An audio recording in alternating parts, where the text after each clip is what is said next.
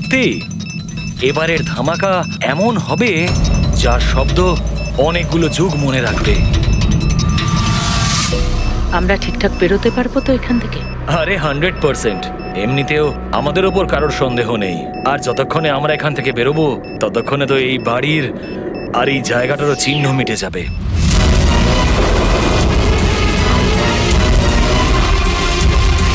আর একটু দেখো একবার আমার হাতের কারিগরি। কেউ বলতে পারবে এটা নকল পাসপোর্ট? তুমি নকল পাসপোর্ট নিয়েই পড়ে থাকো, আসল ধামাকা তো আমি করব।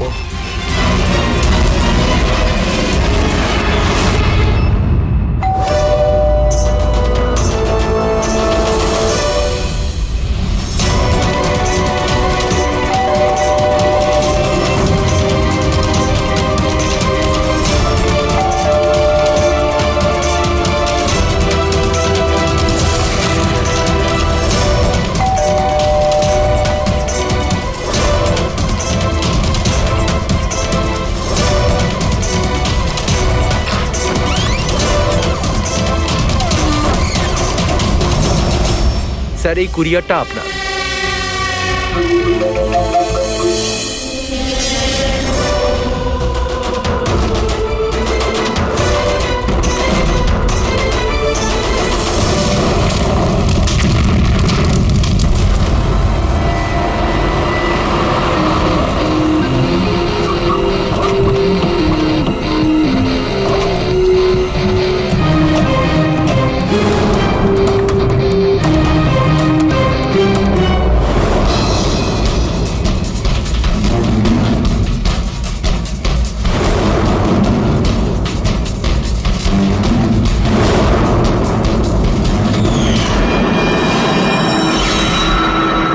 এজেন্ট বানি, ইন্টেলিজেন্স ডিপার্টমেন্ট থেকে।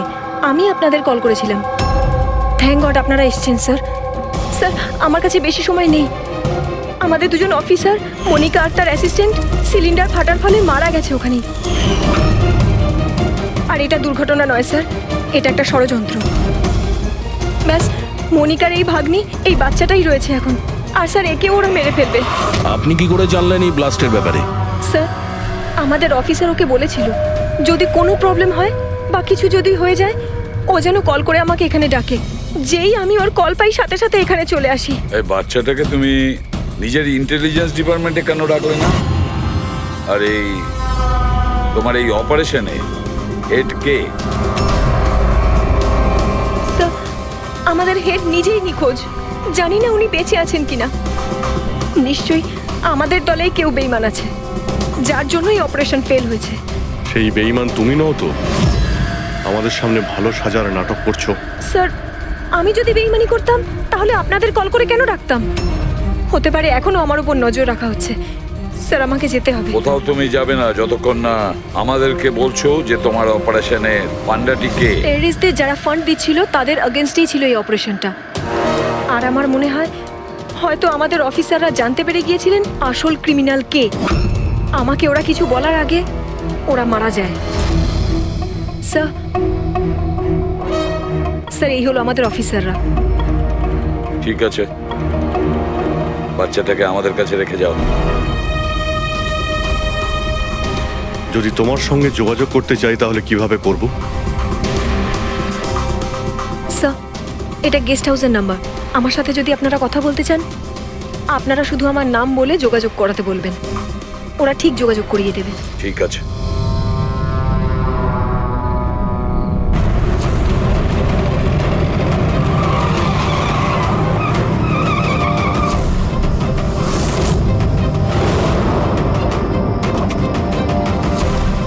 আমার ঘরে লাইট? কে ঢুকেছে?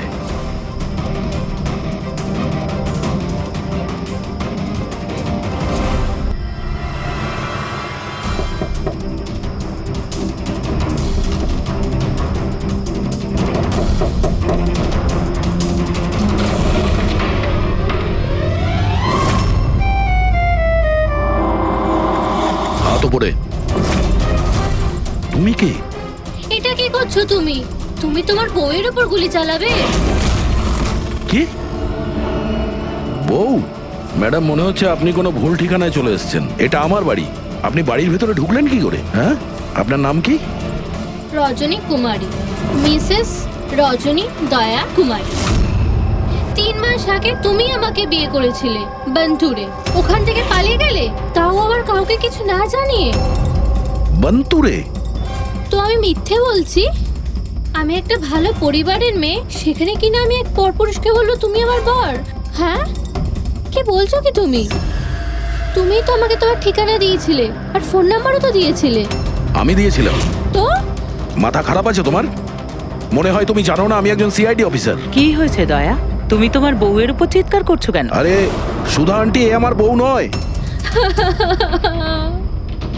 দেখো, তোমরা সবাই দেখো। নাও মা, জল খেয়ে নাও।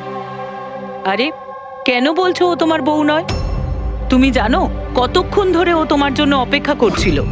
আমি দেখলাম, তাই আমি ওকে তোমার বাড়ির ডুপ্লিকেট চাবি দিলাম। আমার বাড়ির চাবি আপনি যে কেউকে কি করে দিয়ে দিলেন? কাউকে? যে কেউ মানে? ও তোমার অপরিচিত নাকি? ও তোমার নিজের স্ত্রী। তো বিয়ে করে নিলে? লুকোচ্ছ কেন? তবে তোমার চয়েসটা খুব সুন্দর। আরে আমি তো ভাবতেই পারিনি যে আপনি এই বয়সে বিয়ে করবেন। আরে আন্টি, আমি কোনো বিয়ে এই বয়সে মানে কি? তুমি সিআইডি, তার মানে এটা নয় যে ওর ওপর তুমি তোমার রাগ দেখাবে।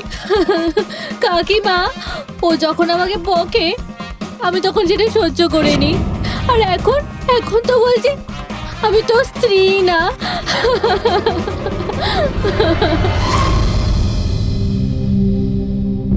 খাও। শাবাশ, গুড। শোনো মা, তুমি খাও, আমি একটু ফোনটা ধরি। হ্যাঁ হ্যাঁ দয়া। স্যার,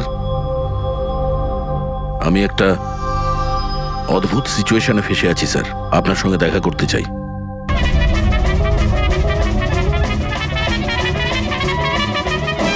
আমি এই মঙ্গলসূত্রের দিব্যি খেয়ে বলছি, আমি তো তোমার অর্ধাঙ্গিনী, আমি কোনো অপরাধী নই।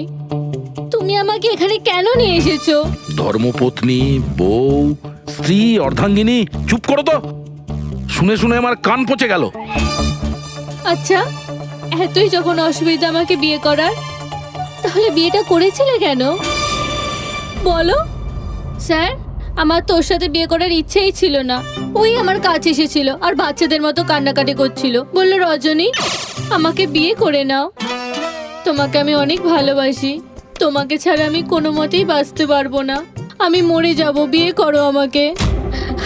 আমি গিয়েছিলাম তোমার কাছে কাঁদতে কাঁদতে যে আমাকে বিয়ে করে নাও। হ্যাঁ, এত খারাপ দিন আসেনি আমার। হ্যাঁ, মিনিট দয়া, 1 মিনিট। তোমার নাম রজনী, তাই তো? তোমার কাছে কোনো প্রমাণ আছে? কোনো প্রমাণ দয়ার সঙ্গে তোমার বিয়ে হয়েছিল? বন্তুরের ওই পুরোহিত যে আমাদের বিয়ে দিয়েছিল, আর এই ছবিগুলো, আর এই ছবিগুলো কি মিথ্যে? স্যার, ওর ভালোবাসা আমাদের গ্রামের পুকুরের মতো শুকিয়ে গেছে। তোকে বলে দিন আমি ওকে ডিভোর্স দিয়ে দেব, কিন্তু এটা যেন ও না বলে আমাদের এই বিয়েটাই হয়নি। ডিভোর্স? যখন বিয়েই হয়নি একটা তখন কাজ করো, তোমাদের গ্রামে ফোন করো, ওখানে তোমার পরিচিত লোকেরা রয়েছে, ওদের সাথে কথা বলো, স্পিকার ফোন অন করো। আর হ্যাঁ, বিশেষ করে সেই পরিবারের সঙ্গে যেখানে তোমরা স্টে করেছিলে। হ্যাঁ হ্যাঁ স্যার, ফোন করুন করুন, ওদের সামনে আমাদের বিয়ে হয়েছিল, ওরাও এসেছিল আমাদের বিয়েতে। হালুয়া লুচি? হ্যাঁ।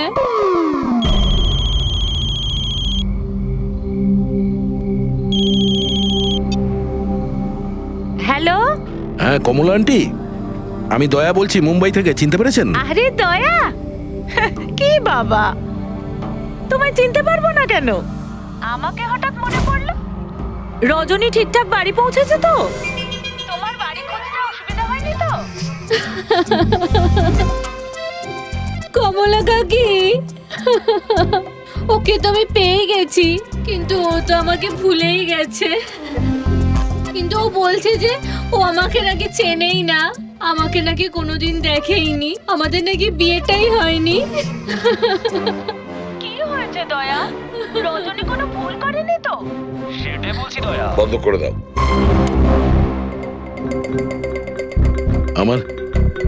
আমার মাথায় কিচ্ছু আসছে না স্যার, এটা কি হচ্ছে? কেন কেন করছো তুমি এগুলো? কি উদ্দেশ্য তোমার? বলো কি উদ্দেশ্য তোমার?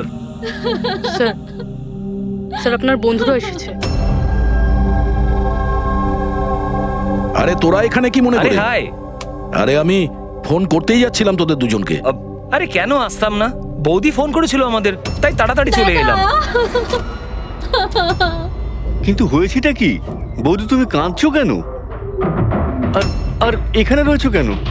দয়া, আরে তুই সত্যি কথা বল, কি করেছিস তুই বৌদির সাথে? কেন কাঁদছে বৌদি? আরে কিসের বৌদি, কার বৌদি? তোদের দুজনের মাথা খারাপ নাকি? আমরা অন্তর গেছিলাম 5 দিনের জন্য, ওখানে ট্রেকিং করেছি আমরা। শিরদেবাবুর বাড়িতে উঠেছিলাম আমরা, তারপরে ব্যাক করে এসেছি আমরা, ব্যাস। আর কি? আরে আমরা মিথ্যে বলছি না, তোর বিয়ে হয়ে গেছিল, আমার কাছে ছবিও আছে তো তার। দেখুন না দাদা, ও নাকি বলছে আমাদের নাকি বিয়েই হয়নি, ও নাকি আমাকে চেনেই না, ও আমাকে ভুলে গেছে, ও তো কিছুই মনে করতে পারছে না। এই দেখুন, এই দয়া, এই বৌদি, কমলা কাকি, আর এই তো আমরা। আরে এরকম নকল ফটো বানানো তো খুবই সহজ, কম্পিউটারে যে কেউ বানাতে পারে। হ্যাঁ, তো কম্পিউটারের সাথেই তো বিয়ে বিয়ে খেলা খেলতে পারতো, তা আমার জীবনটা কেন বরবাদ করলো বলুন? এবার আমি তোমাকে কোর্টে নিয়ে যাব। আমি লেখাপড়া শিখেছি, হ্যাঁ, তুমি আমাকে দুর্বল ভেবো না। Sir, sir, sir, sir, sir, উত্তর দিন স্যার। এটা কি সত্যি যে সিনিয়র ইন্সপেক্টর দয়া নিজের স্ত্রীর উপর অত্যাচার করছেন? অদ্ভুত ব্যাপার, আপনারা সত্যি কথা না জেনে যা খুশি বলে যাচ্ছেন আমার ব্যাপারে। আপনাদের কি মনে হয় আপনারা সিআইডিতে আছেন বলে নিজেদের পাওয়ারের মিসইউজ করতে পারবেন আপনারা? দেখুন, আমরা সিআইডির লোকেরা না কোনো অন্যায় করি, না কোনো অন্যায়কে সমর্থন করি, বুঝেছেন? এই মিডিয়া খবর পেলো কি করে ভাই? আরে বুঝতে পারছি না ভাই, মনে হচ্ছে প্রতিবেশীরা ফোন করেছে। নমস্কার। নমস্কার। আমি সামন্ত, সমাজসেবক। আমি থাকতে এই দেশের নারীর ওপর কোনো অত্যাচার হতে পারে না। স্যার আমি হলাম দামিনী, মহিলাদের অধিকারের লড়াইয়ের জন্য আমি একটা এনজিও চালাই। এই মেয়েটাকে ওর অধিকার নিশ্চয়ই পাইয়ে দেব। Yes sir. হ্যাঁ, ঠিক আছে, ওকে। Sir, minute. স্যার দাঁড়ান স্যার, স্যার উত্তর দিন স্যার। স্যার, রজনী ম্যাডাম, দয়া কি আপনাকে মারধর করেছে? আপনি আমাদেরকে বলতে পারেন। আমি আপনাদের কাছে একটাই অনুরোধ করব, আমার স্বামীকে ফিরিয়ে দিন আপনারা, আমার দয়াকে ফিরিয়ে দিন আপনারা। দেখো, কেসটা অনেকটা গড়িয়ে গেছে। তুমি এই রজনীকে সঙ্গে নিয়ে নিজের বাড়িতে নিজের সঙ্গে রাখতে হবে। আর শোনো, হেড অফিসকে বোঝাতে হবে কোনো রজনীর সঙ্গে তোমার এই যে লেডিস সোশ্যাল ওয়ার্কার আছে না, দামিনী ম্যাডাম, সেও তোমার সঙ্গে থাকবে, এটা দেখার জন্য যে দয়া রজনীর সঙ্গে কোনো মিসবিহেভ করছে না। তার মানে স্যার আমাকে আমার বাড়িতে এই কার্টুনগুলোর সাথে থাকতে হবে? থাকতে হবে দয়া, যতক্ষণ না এই রজনী কে জানা যাচ্ছে, তোমাকে থাকতে হবে। এখন তো স্যার এগুলো একটা খারাপ স্বপ্নের মতো মনে হচ্ছে। এমন মনে হচ্ছে যে আশপাশের দেশ থেকেও লোক আসবে এটা প্রমাণ করার জন্য যে এই রজনী আমার বউ। দয়া, যশবন্ত আর মনিকার খুন, আর তাছাড়া এই রজনী তোমার স্ত্রী সেজে তোমার বাড়িতে যে জোর করে চলে এসেছে, গন্ডগোল আছে দয়া, অনেক গন্ডগোল আছে। এরকম কিছু হতেই পারে না। আর এ কোনো অসহায় মেয়ে নয় স্যার, আমি ওর মুখের ওপর বন্দুক ধরেছিলাম, ওর মুখে কোনো রকম কৌতূহল বা ভয় কিচ্ছু ছিল না। স্যার এই রজনীও হয়তো কোনো পাকা অপরাধী হবে। ওর গ্রামে গিয়ে একবার খোঁজ নাও তো, দেখো আসল ব্যাপারটা কি। আর যতক্ষণ তোমরা একসঙ্গে থাকবে, এই রজনী আর দামিনী দুজনের সঙ্গে ভালো ব্যবহার করতে হবে, না হলে এরা দুজনে মিলে এমন ঝামেলা করবে। হ্যাঁ স্যার, এবার ওদের খেলা ওদের সঙ্গেই খেলবো। বলবি, যেখানে যশবন্ত আর মনিকা খুন হয়েছে সেখানটা খুব ভালো করে দেখো। দেখো, কোনো না কোনো প্রমাণ তো নিশ্চয়ই পাওয়া যাবে। স্যার আমার এই এজেন্ট বাণীকেও খুব একটা ঠিক লাগে না, ওকেও তো সন্দেহ হয়। আমরা ওকে ভরসা করে কোনো ভুল করছি না তো? গেস্ট হাউসে একবার ফোন করো, দেখি একবার। হ্যালো, বাসন্তী আছে? হ্যালো, আমি বাসন্তী বলছি। আমি জানতাম এত সহজে আপনারা সন্দেহের তালিকার বাইরে আমাকে রাখবেন না, ব্যাস অবস্থা বোঝার জন্য ফোন করেছিলাম। তবে বাইরের আবহাওয়া কিন্তু খুব একটা ভালো না, তাই বাসন্তী এখন এখানেই থাকবে। যখন যাবে বলে যাবে। স্যার গেস্ট হাউসেই আছে। ঠিক আছে। স্যার আমি আসছি। দেখি এই রজনী নতুন কোন চাল চালার জন্য তৈরি হচ্ছে। আপডেট দিয়ে যেও। স্যার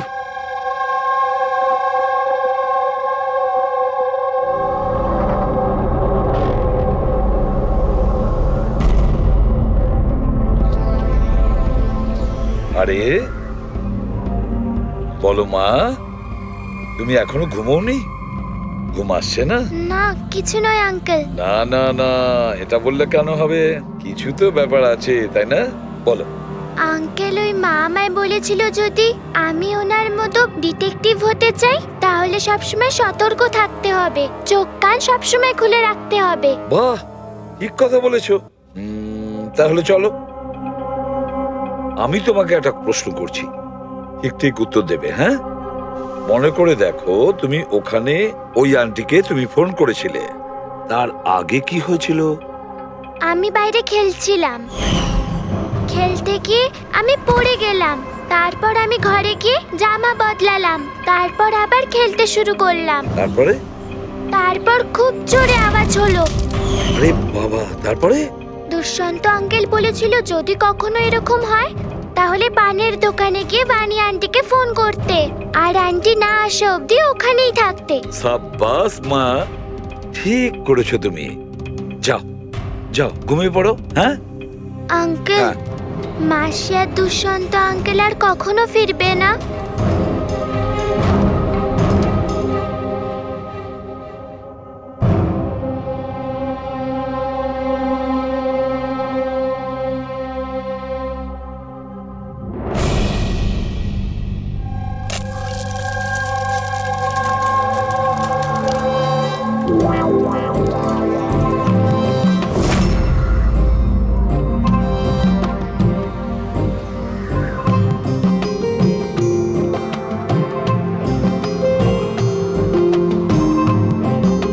ওগো, ছি ছি, পতি পরমেশ্বর,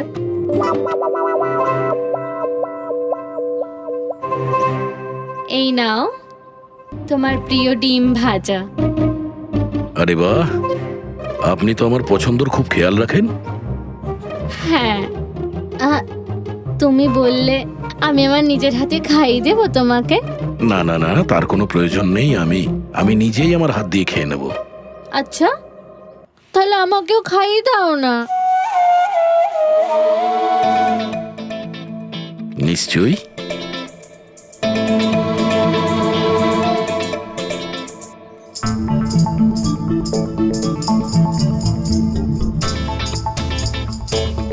কেমন লাগলো? হেভি হয়েছে। আচ্ছা, তুমি এত ভালোবেসে কথা বলছো আমার সাথে, যেমন বিয়ের দিন বলেছিলে, খুব ভালো লাগছে আমার। আমি কি আমার রেডিওটা একটু চালাতে পারবো? একটু পুরনো ঠিকই, খটখট করে, কিন্তু আমার খুব পছন্দের। খটখট করে আপনার মতো?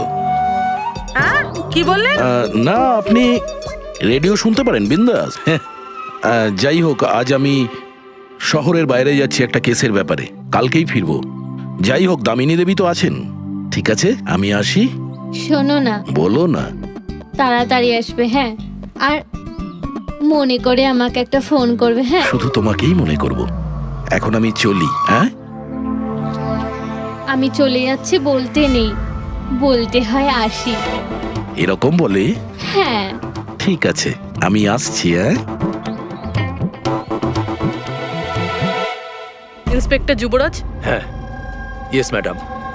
এই হলো রিপোর্ট যেগুলো আপনি চেয়েছিলেন। সিলিন্ডার ব্লাস্ট আর শর্ট সার্কিটের দুটো লাশ পেয়েছি। আমরা আরও অনুসন্ধান চালানোর আগেই কেস সিআইডির কাছে চলে যায়। বাড়ি ব্লাস্টের পর যেরকম ছিল সেরকমই আছে তো? আগে হ্যাঁ, আসুন দেখুন। চলুন।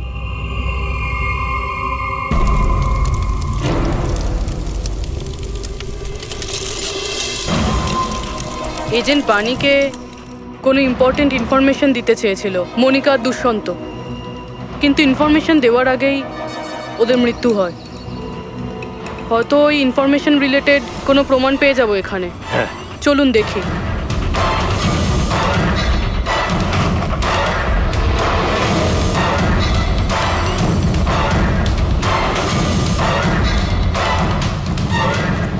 এটা কি মুভার্স আর প্যাকার্সের প্যাকেট এখানে? এটা তাদের হতে পারে যারা ওদের ওপরে হামলা করেছিল। হতে পারে, আবার এটাও হতে পারে এখানে ওই বোমটা ছিল, যেটা ফাটলে এরকম মনে হবে সিলিন্ডার ব্লাস্ট হয়েছে। ব্যাকইয়ার্ড চেক করি।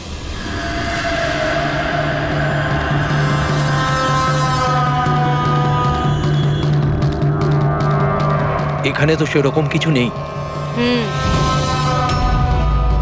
এক মিনিট। এই কুরিয়ারের কভারটা এখানে কি করছে?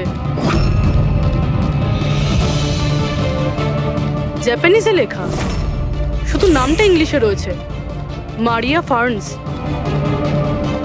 এই মারিয়াটা কে? মনিকা মারিয়া ফ্রান্স নামে পরিচিত ছিল। এবার এই কুরিয়ারটা যেই নিয়ে আসুক না কেন, সেই মিশনটার ব্যাপারে নিশ্চয়ই কিছু না কিছু তো জানেই। স্যার এগুলো দয়ার বিয়ের ছবি, এগুলো নকল নয় স্যার, একদম আসল। কি? কোনো ভুল হচ্ছে না তো তোমার? না স্যার, এক্সপার্টকে দিয়ে চেক করিয়েছি, উনিই বললেন এগুলো আসল। দয়া তো কখনো মিথ্যে বলে না স্যার, বুঝতে পারছি না। সেটাই তো অভিজিৎ, এবার আমার মাথায় কিছু কিছু আসছে। মনে হচ্ছে কেউ দয়ার মুখের আদলে মাস্ক তৈরি করে সেটা পরে ওই রজনীর সঙ্গে বিয়ের ছবি তুলেছে। সে যেমন চতুর তেমন বুদ্ধিমান, ও জানতো যে নকল ফটো ধরা পড়ে যাবে। স্যার তবে এই ছবিগুলো কাছ থেকে তোলা হয়নি স্যার, সমস্ত ছবিগুলো দূর থেকে তোলা হয়েছে। হ্যাঁ, কিন্তু এই রজনী, এর আসল পরিচয়টা কি? স্যার রজনী কুমারী ওর আসল নাম। ওর আধার কার্ড, ওর প্যান কার্ড, ড্রাইভিং লাইসেন্স সব আমি চেক করেছি। ওর বান্তুরেই জন্ম আর সাতারাতেই পড়াশোনা করেছে। যদি এটাই হয় তাহলে অভিজিৎ, এই রজনীর কীর্তিকলাপ প্রমাণ করা বেশ কঠিন হয়ে দাঁড়াবে। শহরে এমন কোনো ইভেন্ট কি হতে চলেছে? স্যার একটা ইভেন্ট আছে যেটা ওদের কাজের। কি? স্যার একটা কনভয় যাবে 5 টন সোনা নিয়ে বেসরকারি ব্যাংকের উদ্দেশ্যে। তো হতে পারে যে আতঙ্কবাদীরা নিজেদের ফান্ডের জন্য লুট করার চেষ্টা করবে। একদম ঠিক বলেছো অভিজিৎ, এটাই ঘটেছে। যারই সিকিউরিটি আছে না এই সোনার ট্রান্সপোর্টে, ওকে বলতে হবে, ওকে অ্যালার্ট করতে হবে, আর ওকে এটাও বলতে হবে আমাদের নজরে থাকবে সোনার দেওয়া নেওয়ায়। আর অভিজিৎ, আমি মিশিকার কাছে যাচ্ছি, আর তুমি আর দয়া ওখানে চলে যাও আর খুব ভালো করে জিজ্ঞাসাবাদ করো। কিছু না কিছু তো নিশ্চয়ই আমাদের হাতে আসবে ওখান থেকে।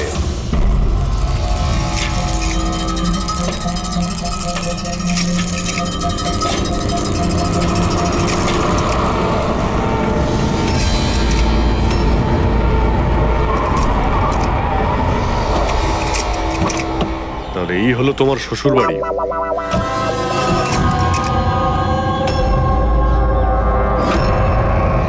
তুমিও ভাই আমার পেছনে লাগছো? হ্যাঁ, আরে না বলে বিয়ে করলো তো বন্ধুরা বলবেই। কমলা আন্টি নমস্কার। হ্যাঁ নমস্কার। কেমন আছেন আপনি? আমি ঠিক আছি। রজনীর সাথে ঝগড়া করনি তো? আরে এসো এসো জামাই বাবা, এসো। কি খাবে? রজনী মা তো কিছু বলেনি। কিছু ব্যবস্থা করছি। না, কোনো ব্যাপার না, ঠিক আছে।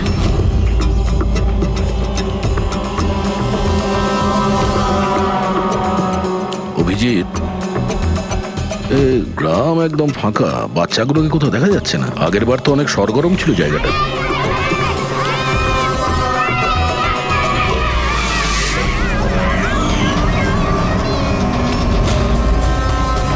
এদেরকে কোথাও যেন দেখেছি, এটা তো সেই রিপোর্টার না যে ব্যুরোতে এসেছিল।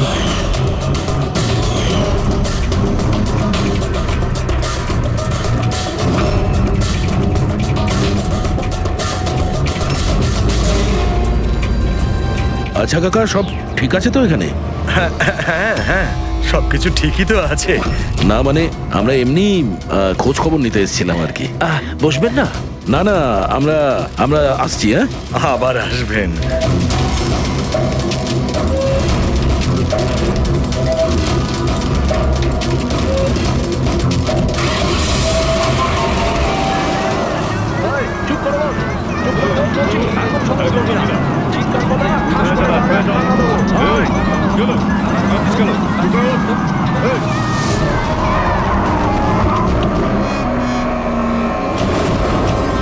শোনো, একটা কাজ করো, বাচ্চাদের ছেড়ে দিয়ে এসো গ্রামে।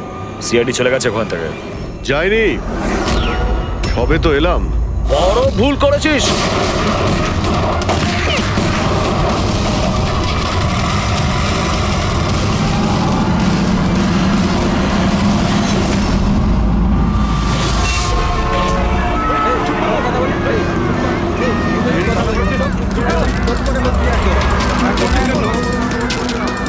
আরে সিআইডি অফিসার গাড়ি চালাচ্ছে নাকি?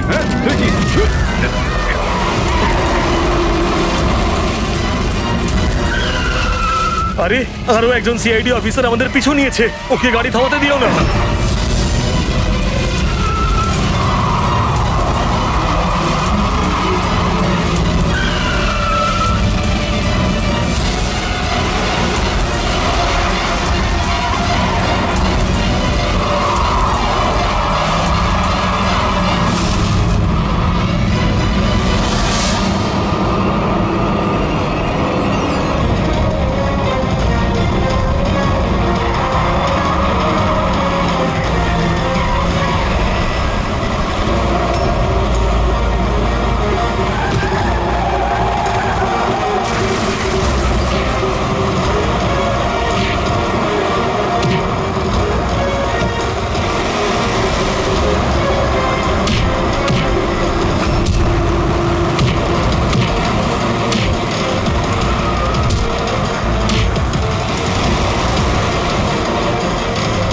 তোমাদের কি মনে হয়েছিল আমরা একা মরবো?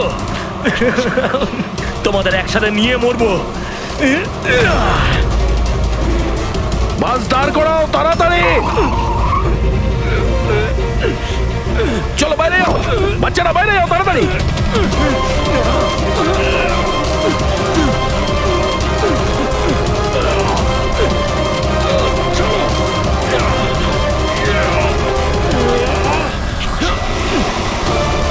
দয়া, অভিজিৎ,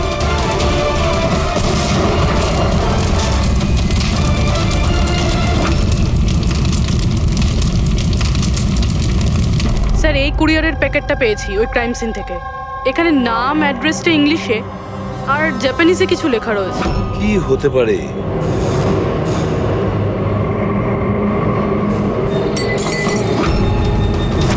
কি হয়েছে? মিশিকা? মিশিকা, মিশিকা? কি হয়েছে মা? চোখ কর মা। ডাক্তারকে ডাকো। দেখো দেখো, বাচ্চারা এসে গেছে। বাচ্চারা এসে গেছে। ভগবান আমাদের কথা শুনেছে। আমার সোনা, কেমন আছিস তুই? মাত্র 5 টন সোনার জন্য এরা সুইসাইড বম্বার সেজে ঘুরে বেড়াচ্ছে আর নিজেকে নিজে উড়িয়েও দিল। দেখি ক্রিমিনাল ডেটাবেস থেকে কি পাওয়া যায়। এদের ইনফরমেশন তো অফিসে পাঠিয়ে দিয়েছি। ডক্টর, এখন বাচ্চা মেয়েটার অবস্থা কিরকম? ঋষিকার দুধে খুব বেশি পরিমাণে ঘুমের ওষুধ ছিল। হ্যাঁ,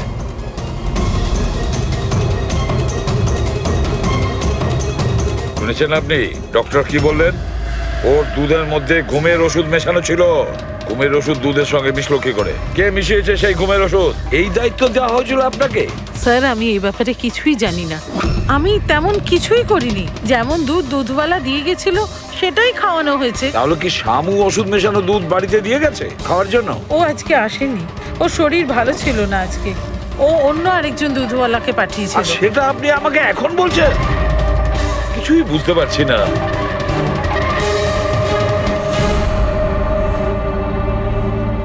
এর ক্ষতি করার জন্য কেন উঠে পড়ে লেগেছে এরা? এ কি ক্ষতি করেছে ওদের? স্যার হয়তো ওই লোকটা রজনীর গ্যাংয়ের লোক হবে। কিন্তু এই মেয়েটার সাথে কিসের কানেকশন সেটাই তো বুঝলাম না। স্যার এই প্রশ্নের উত্তরটা ওই কুরিয়ারের প্যাকেটে থাকতে পারে। ওখানে জাপানিজে কিছু লেখাও ছিল। ট্রান্সলেট করে দেখতে হবে। আমাদের ক্ষমা করে দেবেন, আমাদের কিছু করার ছিল না। না না ঠিক আছে, আমরা বুঝতে পারছি। আমার বন্ধু এবং প্রতিবেশীদেরও এরকম ভাবেই ধমকেছে মনে হয়, মিথ্যে কথা বলার জন্য। কিছু তো প্ল্যান আছে, এত কিছু করেছে মানে বেশ বড় সড়ো উদ্দেশ্য আছে। এই যে এদের রিপোর্ট এসে গেছে। এই যে সুইসাইড বম্বার ছিল, ওর নাম হলো পুরান।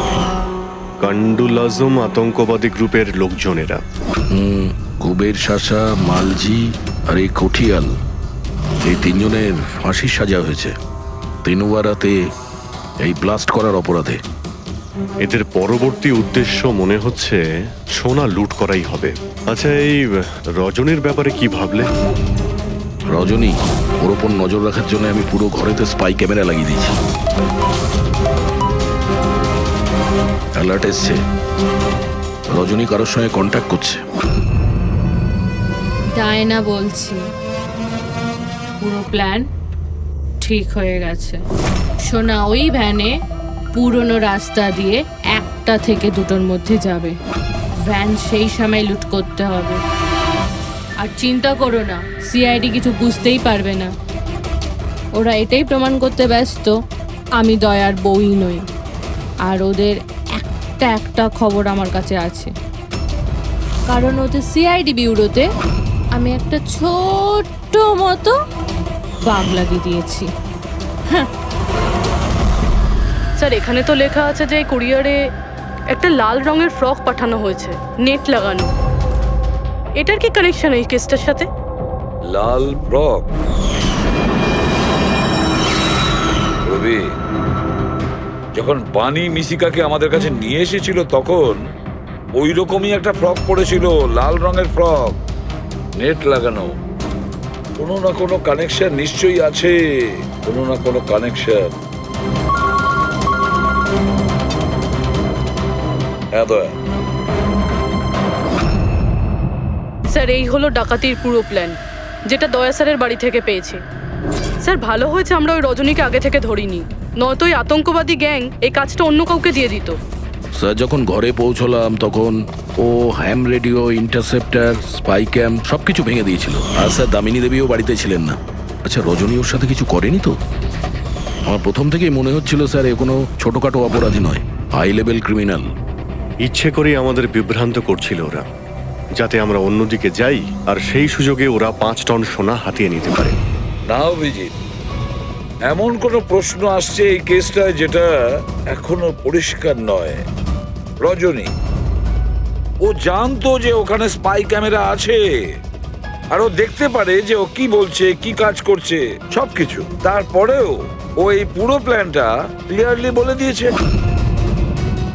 হতে পারে ও ওভার কনফিডেন্ট, ও চ্যালেঞ্জ করছে।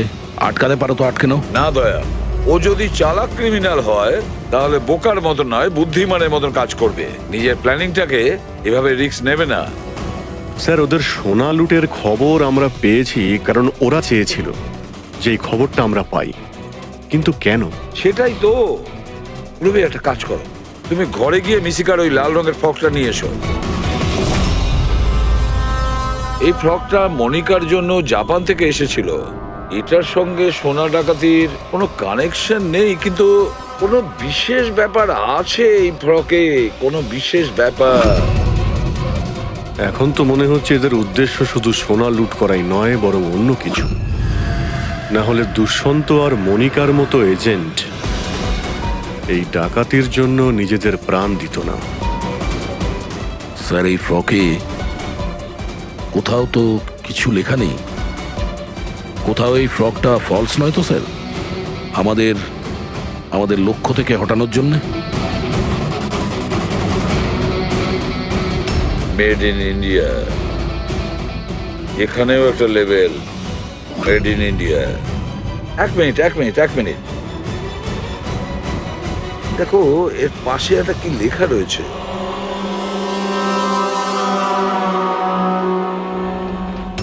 ভেতরে দেখো জাপানি ভাষায় লেখা, আর এদিকে মেড ইন ইন্ডিয়া। কি লেখা থাকতে পারে জাপানি ভাষায়? এটা ট্রান্সলেট করে দেখতে হবে। পুরবি, স্যার দেখো তো জাপানি ভাষায় কি লিখেছে, ট্রান্সলেট করে বলো তো। স্যার হ্যাঁ, স্যার এটা ট্রান্সলেশন।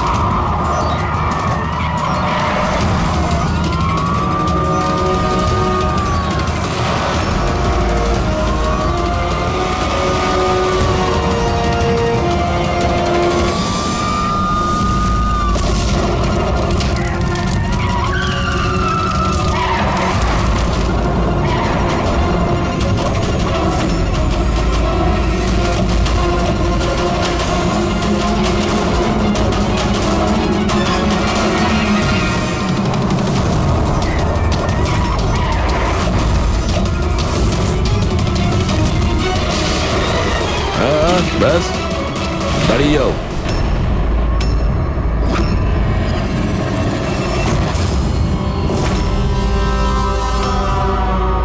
মনিকা, তুমি? হ্যাঁ, এজেন্ট মনিকা। আতঙ্কবাদীদের সাথে হাত মিলিয়ে দেশের সঙ্গে বেইমানি করছো? কি করব এসিপি স্যার? দেখুন না, কত লজ্জার ব্যাপার। আমার সোনা চুরির প্ল্যানে আপনারা ফাঁসলেন না। ডায়না, তুমি এত খারাপ কাজ করবে আমি ভাবতেই পারিনি। তাহলে কি দুষ্যন্ত? কে? ও আমার নকল স্বামী? না না, ও তো মরে গেছে। ব্লাস্টের কয়েক মিনিট আগে আমার একটা কল এলো আর আমি বাইরে বেরিয়ে এলাম। প্রমাণ লোপাট করা তো আমাদের বাঁ হাতের কাজ। টপ এজেন্ট আমরা। টপের এজেন্ট? ভুল বুঝেছো তুমি। অপরাধী একজন সাধারণ মানুষ হোক বা টপের এজেন্ট হোক, আমাদের থেকে সে লুকোতেও পারে না, পালাতেও পারে না। মিশিকার লাল রঙের ফ্রক থেকে সোনার আড়ালে আতঙ্কবাদীদের মুক্তি। তার মানে এই ডাকাতের প্ল্যান এসব সাজানো ছিল। এরা আতঙ্কবাদীদের মুক্ত করতে চাইছে। আর এই ফ্রকের কারণে আমি আমার জীবন বাজি রেখে দয়ার নকল বউ হওয়ার নাটক করলাম, যাতে আমি দেখতে পাই সিআইডি মিশিকার ফ্রক থেকে কোনো ইনফরমেশন পাইনি তো। কিন্তু আফসোস, আমি এই কাজটাই করতে পারলাম না, তাহলে এই ঝুট ঝামেলাটাই হতো না। এখনো কিন্তু খেলাটা পাল্টে যায়নি। আমাদের ফাঁসিতে ঝোলাবে। এবার দেখো এখান থেকে বেরোনোর পর আমি তোমাদের সাথে কি করি। করবে তো তখন যখন এখান থেকে যেতে পারবে। ঠাকুরপো, তুমি না একটু বেশি কথা বলো। চলো গাড়ির ভেতরে চলো। চলো। আর যেতে না চাইলে একবার পেছনের দিকে তাকাতে পারো।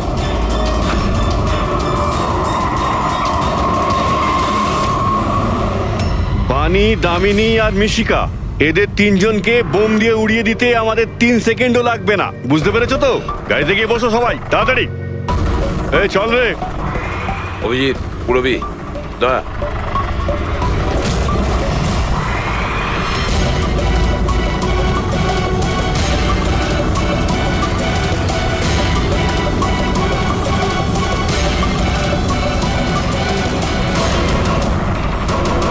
চল চল ওদিকে, দাঁড়া এখানে।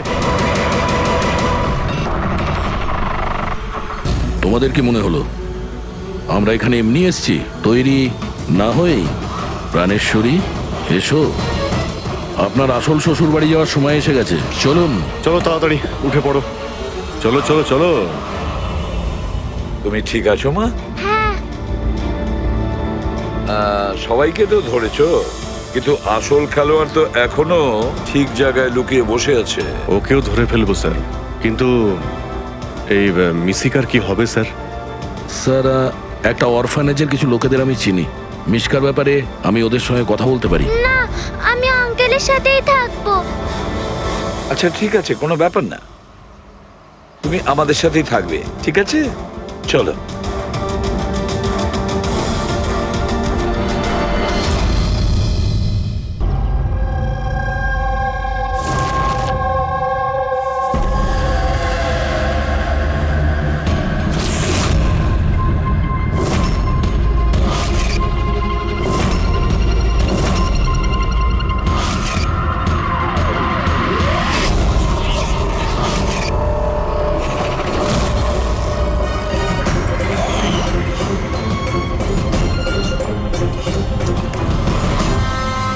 বন্ধুরা, আজকের এই শুভ অনুষ্ঠানে যদিও আমি চিফ গেস্ট, কিন্তু আমরা সবাই জানি যে এই হসপিটালকে এই উচ্চতায় পৌঁছে দেবার জন্য শুধুমাত্র একজনই দায়িত্ব পালন করেছেন, আর তিনি হলেন ডক্টর রেনু, সুদীপ বাবুর স্ত্রী রেনু। এই হসপিটালের 10 বছর পূর্তির এই শুভ অনুষ্ঠানে আমাকে আমন্ত্রিত করবার জন্য ওনারা যখন ফোন করলেন, তখন আমি একটা কথাই বলেছিলাম যে নির্বাচনের প্রচার তো হতেই থাকবে, কিন্তু আজকের এই অনুষ্ঠানে এনাদের শুভেচ্ছা জানাতে আমাকে আসতেই হতো। আর আমি এসেছি, আর আমি ডক্টর রেনুকে এটা অনুরোধ করব যে তিনি নিজের হাতে প্রদীপটা জ্বালান। আর আমি এটাই প্রার্থনা করব যে রেনু দেবী আর সুদীপ বাবু এভাবেই মানুষকে সেবা করতে থাকুন, আর হসপিটালের নাম এভাবেই বজায় রাখেন।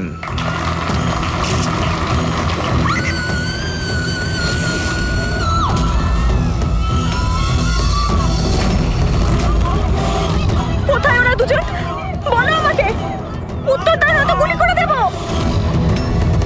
উত্তর দাও, কোথায় ওরা, নয়তো আমি গুলি করে দেব। উত্তর দাও।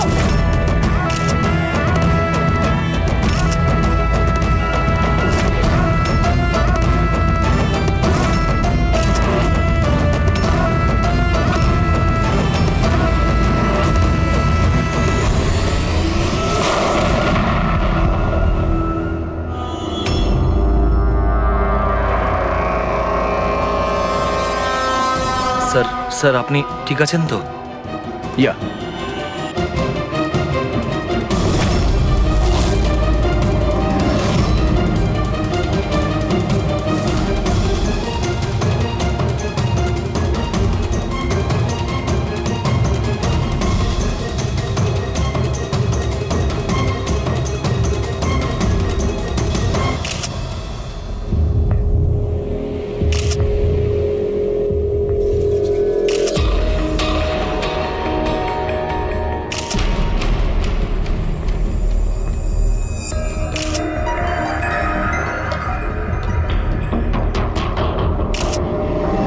আপনি বলতে চাইছেন এই মহিলা আপনার দিকে বন্দুক তাক করেছিল, আর যেই এই মহিলা ট্রিগারটা চাপলেন, গান ব্লাস্ট করলো আর ইনি মারা গেলেন, এটাই বলতে চাইছেন তো? হ্যাঁ, আমি তো সেটাই বলছি।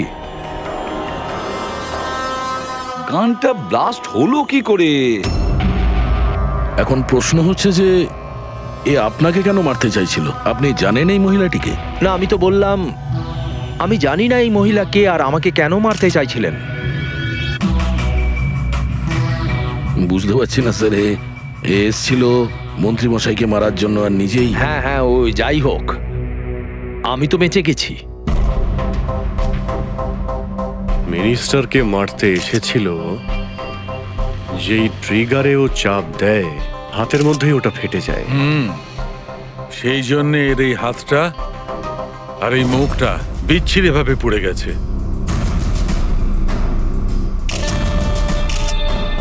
দেশি বন্দুক, হ্যান্ডমেড। স্যার, এই দেশি বন্দুক এভাবে তো বিস্ফোরণ হয় না। হ্যাঁ, মাঝে সাঝে মিস ফায়ার হয়ে যায়, কিন্তু এইভাবে বিস্ফোরণ। এক মিনিট, স্যার। হ্যাঁ, এখানে মিডিয়াদের মধ্যে একটা ছেলে আছে যে কিছু রেকর্ড করেছে। এই দেখুন। বলো আমাকে, উত্তর দাও না তো গুলি করে দেব। কোথায় ওরা দুজন? উত্তর দাও, কোথায় ওরা, নয়তো আমি গুলি করে দেব। ও মাই গড।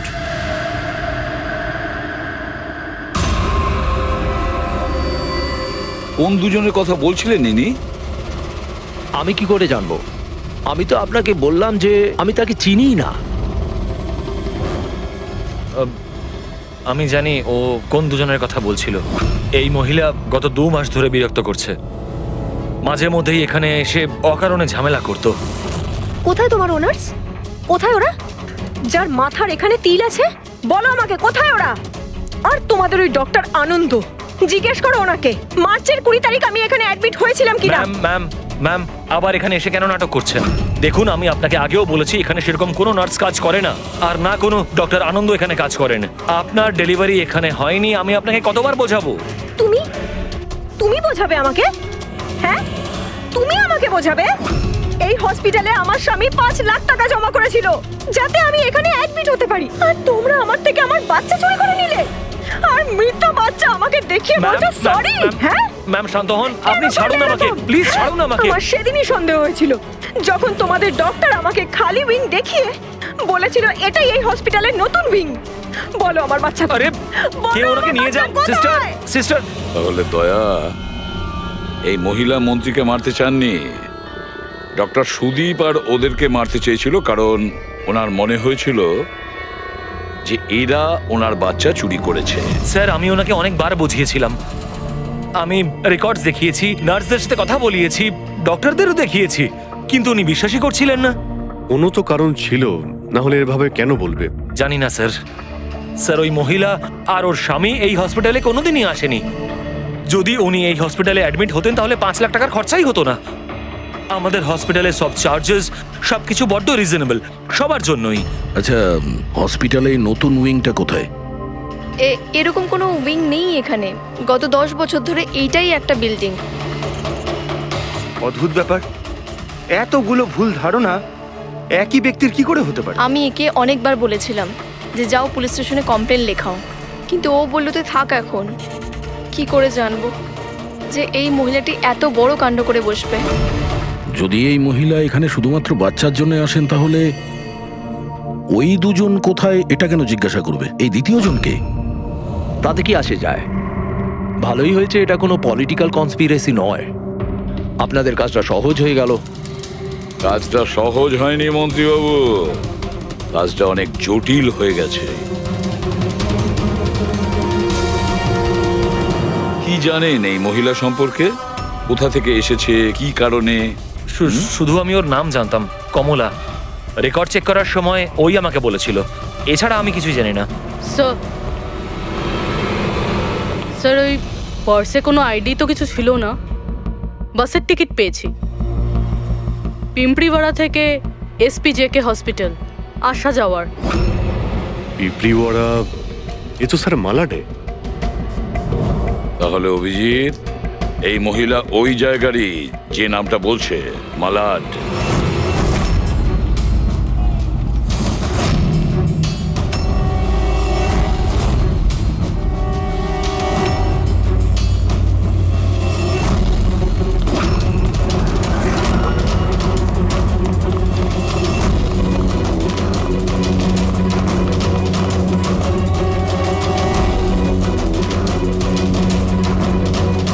কারা আপনারা? কমলাকে খুঁজছেন কেন?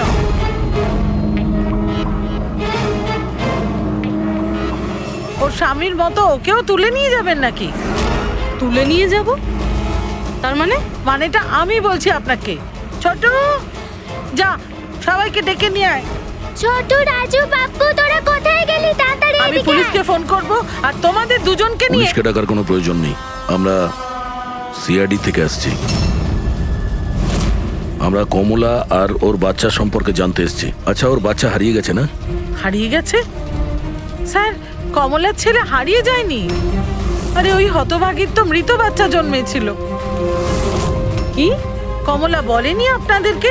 না মানে আপনি একটু আগেই বলছিলেন যে ওর স্বামী উধাও হয়ে গেছে। আচ্ছা, উনি কি উধাও হয়ে গেছেন? খুবই পোড়া কপাল স্যার কমলার। ও কিন্তু কমলা কোথায়? আপনারা ওকে জেলে পাঠাননি তো?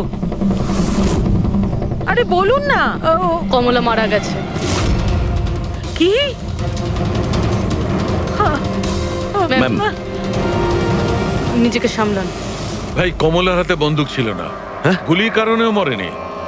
ওর হাতে বোম ছিল। বোম। বোম? হ্যাঁ। স্যার, আপনি কি বলছেন? ও নিজের হাতে বন্দুক চালিয়েছে? না, আমি তোমাকে বুঝিয়ে বলছি। দেখো, আসলে কি অভিজিৎ, ওই দেশি বন্দুক ওয়ান শাটার যা থাকে না, সেগুলো একরকম ভাবে তৈরি হয় না। কারণ মানুষ হাতে ওটা বানায়, তাই না?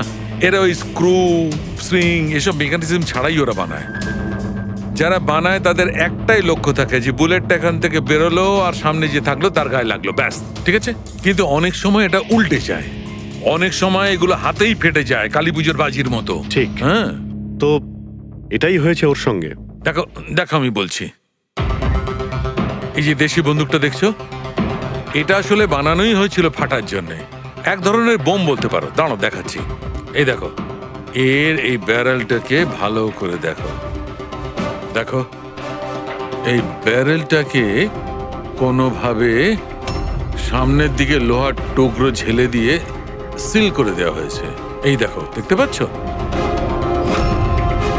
আমি তোমায় বুঝিয়ে বলছি যে কিভাবে এটা ঘটেছিল। এইখানে দেখো, কমলা ট্রিগার টিপেছিল, গুলিটা বেরিয়েছিল, কিন্তু যেহেতু ব্যারেলটা সামনের দিকে ব্লক ছিল, গুলিটা ফিরে আসে আর ফেটে যায়। মানে গুলিটা ফেরত আসে, সেলের বারুদে ঘষা লাগে আর ওটা ফেটে যায়। এক্স্যাক্টলি এরকমটাই হয়েছে। আর দেখো, এই বন্দুকের এই টুকরোগুলো, এগুলো শরীর থেকে পাওয়া গেছে। এত বড় একটা প্ল্যানিং একজন মহিলাকে মারার জন্য। আরো একটা ব্যাপার জানা গেছে অভিজিৎ, সেটা হলো এই দেশি বন্দুকটা এই ট্রিগার এরকম ভাবে ডিজাইন করা হয়েছিল যাতে এতে একটু প্রেসার পড়া মাত্রই গুলি ফায়ার হয়ে যায়। তাই ও যদি বন্দুক নাও চালাতো আর এই ট্রিগারটাকে সামান্য টাচও করতো, তাহলে সেই টাচের প্রেসারে এই বন্দুকটা ব্লাস্ট হয়ে যেত, যেটা আসলে হয়েছে। মাই গড! তো কমলা ওখানে গিয়েছিল অন্য কাউকে মারার জন্য, আর ওই বেচারি জানতোই না যে নিজের মৃত্যুর অস্ত্র হাতে নিয়েও ঘুরছে। বেশ, এবার জানতে হবে কমলা ওই বন্দুকটা কিনেছিল নাকি কেউ দিয়েছিল ওকে।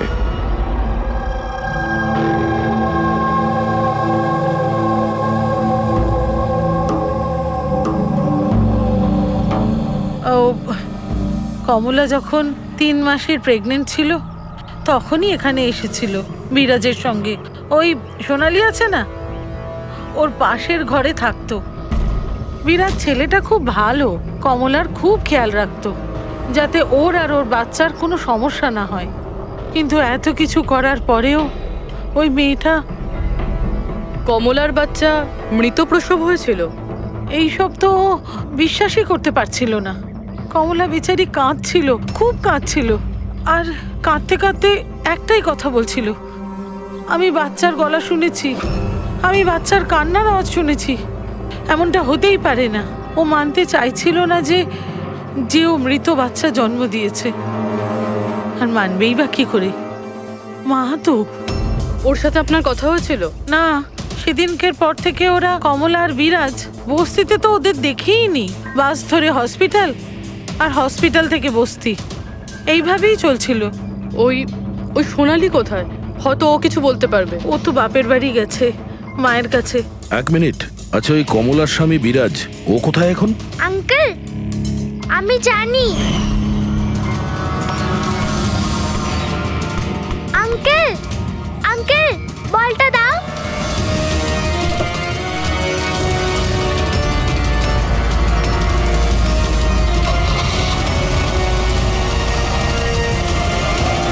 গাড়ির নাম্বারটা দেখেছিলে তুমি? নাম্বার প্লেটই তো ছিল না। আচ্ছা, কবে উঠিয়ে নিয়ে গেছিল বিরাজকে ওরা? 2 সপ্তাহ আগে। আচ্ছা, আপনি বলছিলেন যে কমলা আর ওর স্বামী বিরাজ এরা দুজনে হসপিটালে যেত রোজ। হ্যাঁ স্যার, দুজনই যেত। অদ্ভুত ব্যাপার। উনি বলছেন যে কমলা আর ওর স্বামী রোজ হসপিটালে যেত, আর হসপিটালের লোকেরা বলছে যে ওরা জানেই না বিরাজকে। ওই ডাক্তার কি মিথ্যে কথা বলছে নাকি? স্যার, বিরাজের কিডন্যাপ হওয়া আর তারপর কমলার মার্ডার, এই সব কিছু এতটা সোজা নয় যেরকম আমাদের মনে হচ্ছে। সুধা দেবী, আপনি আমাদের কমলার বাড়িতে নিয়ে যেতে পারবেন?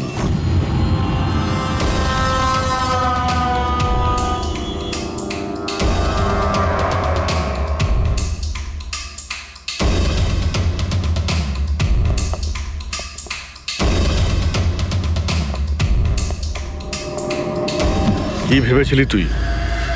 তুই পালিয়ে পার পেয়ে যাবি? হ্যাঁ, চল ওঠ, চল। এই, কোথায় যাচ্ছিস? দাঁড়া, দাঁড়া বলছি। হ্যাঁ দাঁড়া। এই, কোথায় যাচ্ছিস? হ্যাঁ? স্যার, দাঁড়া এখানে। আরে লাগেনি তো? আমি ঠিক আছি স্যার। স্যার, আপনি বলুন স্যার, আপনার কি ইনফরমেশন চাই? দেশি বন্দুক বানায় এমন কাউকে চিনিস তুই? পিঁপড়িওয়াড়া বা তার আশেপাশে? হ্যাঁ স্যার, একজন লোক আছে যে আগে দেশি বন্দুক বানাতো। জানি না স্যার এখন আর বানায় কি না, কারণ অনেক দিন তো হয়ে গেছে। কিন্তু এখনো স্যার ও ওখানেই থাকে স্যার। অমৃত ভাই নাম ওর স্যার। কি বললি তুই? অমৃত ভাই? হ্যাঁ স্যার। তুই ওর ঠিকানা জানিস? হ্যাঁ স্যার, পিঁপড়িওয়াড়াতে 2য় গলিতে 3য় বাড়িটা ওর স্যার। পাবলিক টয়লেটের সামনে স্যার।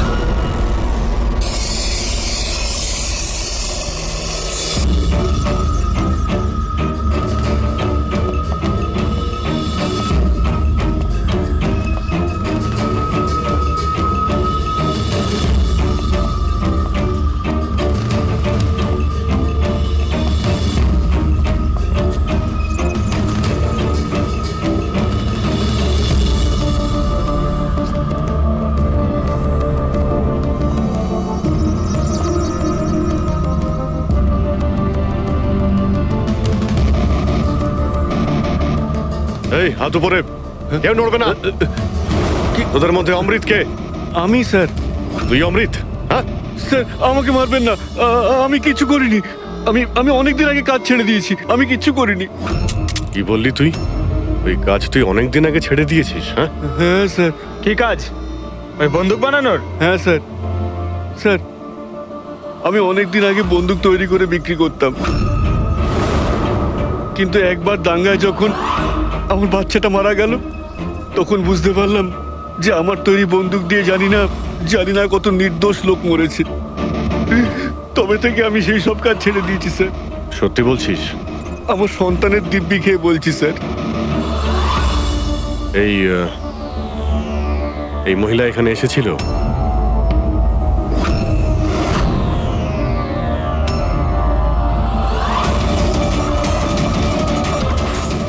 হ্যাঁ এসেছিল স্যার, এসেছিল। কি করতে এসেছিল? বন্দুক কেনার জন্য। কিন্তু আমি ওকে বন্দুক দিইনি। আমি আমার সন্তানের দিব্যি খেয়ে বলছি, আমি ওকে বন্দুক দিইনি স্যার। আচ্ছা স্যার, এই কথাটা তো এখানে এসেই থেমে গেল। সেটাই তো। যদি কমলাকেও বন্দুক না দিয়ে থাকে, তাহলে ও বন্দুকটা পেল কোথায়? এইটাই কমলার বাড়ি। ঠিক আছে, একটা রিকোয়েস্ট করব, যখনই সোনালি ওর বাপের বাড়ি থেকে ফিরে আসবে, আপনি প্লিজ ওকে আমাদের কাছে নিয়ে আসবেন। হয়তো কমলার ব্যাপারে ও কিছু জানে। হ্যাঁ, নিয়ে আসবো। Thank you. Thank you.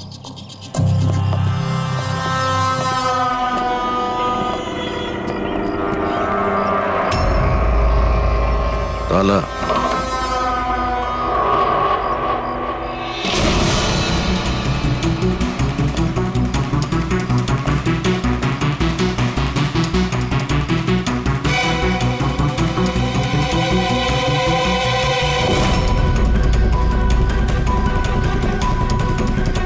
ওর বাচ্চার জন্য এক একটা জিনিস গুছিয়ে রেখে দিয়েছিল স্যার।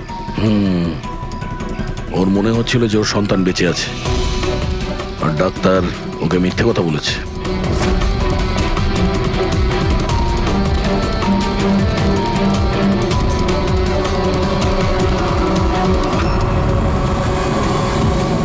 মার্চ ক্যালেন্ডার মার্চ মাস পর্যন্ত উল্টানো হয়েছে। মনে হচ্ছে এই 2 মাসে কেউ আসেইনি এখানে ক্যালেন্ডার উল্টানোর জন্য। মার্চের 20 তারিখ। রবি, যদি আমার ভুল না হয় তো কমলার ডেলিভারি ডেট মার্চের 20 তারিখে ছিল না? স্যার হ্যাঁ? এদিকে আসুন।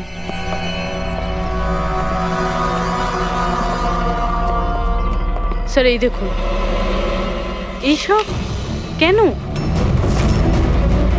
কিন্তু কমলা তো, তার মানে আমরা যেগুলো ভাবছিলাম সবকিছু ভুল ছিল। স্পোর্টস কমপ্লেক্সের ইনোগ্রেশনে মিনিস্টার মুকেশ আর ওনার মেয়ের সঙ্গে নিজের পার্টিতে উৎসাহ দিতে দেখা যায় মিনিস্টার মুকেশকে। স্যার এতক্ষণ আমাদের মনে হচ্ছিল কমলা ডক্টর সুদীপকে মারতে চায়, কারণ ওর মনে হয়েছিল ডক্টর সুদীপ ওর বাচ্চাকে চুরি করেছে, আর উনি মিথ্যে কথা বলেছেন যে ওর মৃত বাচ্চা প্রসব হয়েছে। কিন্তু স্যার এই ফাইলটা তো পুরো কেসটাই পাল্টে দিল। আমি ভাবছিলাম কমলা ডক্টর সুদীপকে মারতে চেয়েছিল, কিন্তু কমলা মারতে চেয়েছিল মিনিস্টার মুকেশকে। বুঝেছ? তার মানে স্যার এই কমলার বাচ্চার এসপি জেকে হসপিটাল আর মিনিস্টার মুকেশ এদের সঙ্গে কোনো না কোনো সম্পর্ক রয়েছে স্যার। আমাদের আগে এটা জানতে হবে স্যার যে কমলার ডেলিভারি কোন হসপিটালে হয়েছিল আর বাচ্চা বেঁচে আছে কি না। আর কমলা অ্যাকচুয়ালি মারতে কাকে চেয়েছিল, ডাক্তার নাকি মিনিস্টারকে?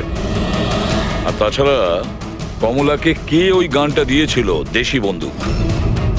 স্যার আমি খোঁজরদের বলেছি কমলা ওই বন্দুক কোথা থেকে পেয়েছিল সেটা খোঁজ নিতে। স্যার আমাদের আর একটা জিনিস জানতে হবে স্যার, এই কমলার স্বামী বিরাজকে কে কিডন্যাপ করেছিল? স্যার এরকম নয় তো যে ও কিছু জেনে গেছিল, কোনো গুপ্ত খবর হতে পারে। একটা কাজ করি আমরা, বিরাজের ফটো সারা শহরে ছড়িয়ে দিতে হবে। আর অভিজিৎ, তুমি গিয়ে মন্ত্রী মুকেশের সঙ্গে দেখা করো। আপনাদের ওই একই কথা কতবার বলতে হবে অফিসার? আমি আমার জীবনে এই মহিলাকে কোনোদিন দেখিনি, আর আর তার সাথে আমার কি সম্পর্ক হতে পারে? আপনারা বোঝবার চেষ্টা করছেন না কেন?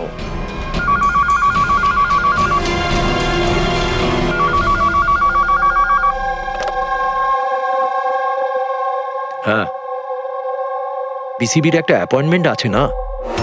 না না, কাল নয়, আজ। ঠিক আছে, সময় মতো চলে যাব। আই এম সরি, এখন আমাকে যেতে হবে, একটা অ্যাপয়েন্টমেন্ট আছে। আর আপনারাও।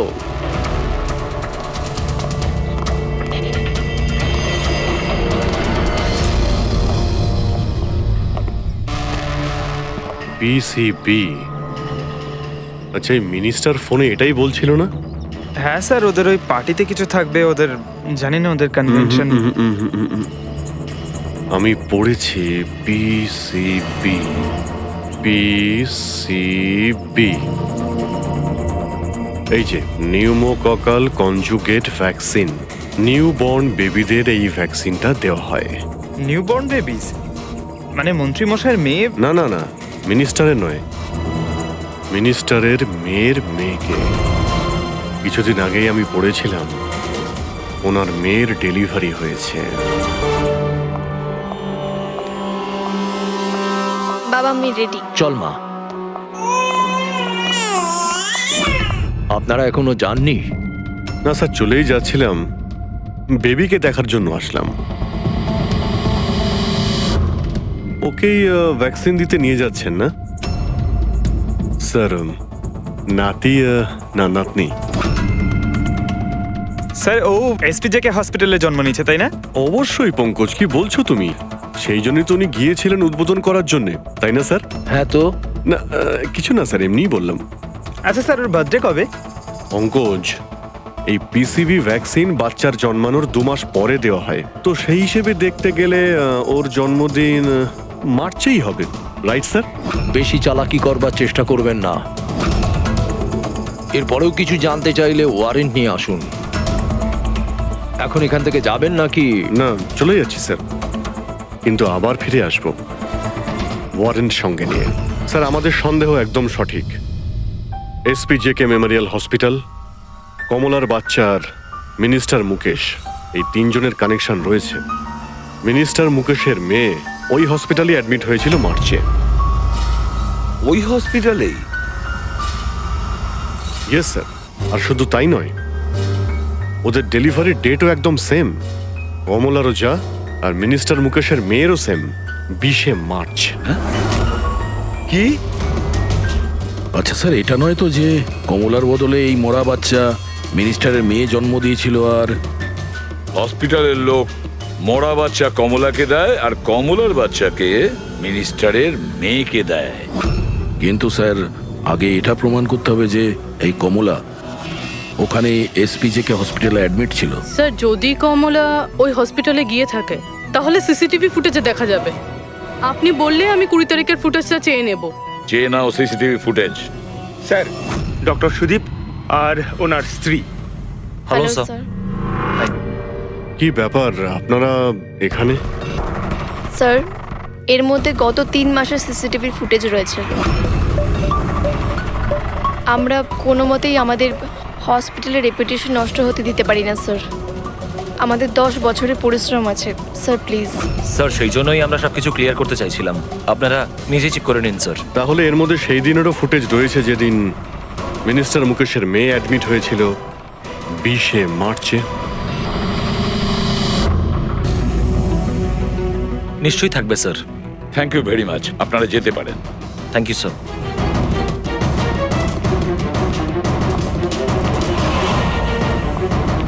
যদি এরা কিছু নাই করে স্যার, তাহলে আমাদের এই ফুটেজ দেওয়ার জন্য এত উদ্গ্রীব হলো কেন? হ্যাঁ স্যার, বারবার বলছে ফুটেজ চেক করে নিন, ফুটেজ চেক করে নিন। হ্যাঁ, ফুটেজ তো আমরা দেখবই। ফেডরিক, এই ফুটেজের প্রত্যেকটা ফ্রেম চেক করো, প্রত্যেকটা ফ্রেম। Yes sir.